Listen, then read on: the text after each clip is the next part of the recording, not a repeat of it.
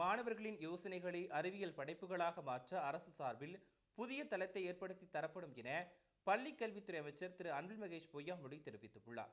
சேலம் கொண்டலாம்பட்டி பகுதியில் டார்வின் அறிவியல் மன்றம் சார்பில் அறிவியலை கொண்டாடுவோம் என்ற நிகழ்ச்சி நடைபெற்றது. இந்நிகழ்ச்சி மாணவர்கள், பெற்றோர்கள் மற்றும் ஆசிரியர்களுடன் கலந்துரையாடல் நிகழ்வு நடைபெற்றது.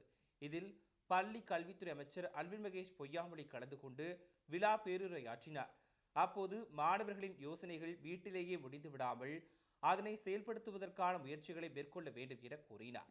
மேலும் வானவில் மன்றம் மூலம் 210 கருத்தாளர்கள் ஒவ்வொரு பள்ளிக்கும் சென்று அறிவியல், கணிதம் பயிற்சிகள் அளிக்கப்பட்டு வருகிறது எனவும், கிராமப்புற மாணவர்களுக்கும் அறிவியல் சென்றடைய மைக்ரோசாப்ட் நிறுவனத்துடன் புரிந்துணர்வு மேற்கொள்ளப்பட்டுள்ளது எனவும் கூறினார்.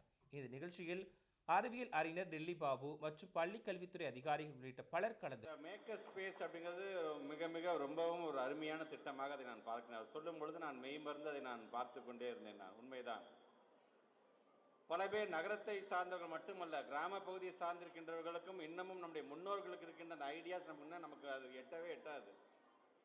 அந்த அளவுக்கு ரொம்ப சுலபமாக ஒரு சில செய்திகளை சொல்லிவிட்டு போயிடுவார்கள். ஆனால் அந்த ஐடியாஸை கன்சீவ் பண்ணுறது அவங்களா இருப்பாங்கன்னா அது முழுமை பெருமான்னு பார்த்தீங்கன்னா அந்த கிராமத்தில் அந்த வீட்டோட முடிஞ்சு போயிடும்.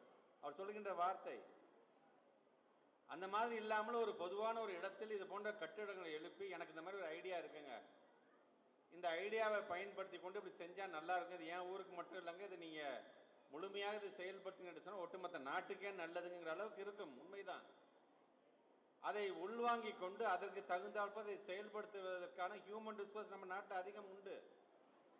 கண்டிப்பாக இது ஒரு நல்ல ஒரு திட்டம். அதை கண்டிப்பாக நாங்கள் செயல்படுத்துவதற்கு என்னென்ன வழிமுறை இருக்கிறதோ அதை கண்டிப்பாக செய்வோம் என்ற உறுதிமொழியை நாம் தெரிவித்துக் கொள்கிறேன்.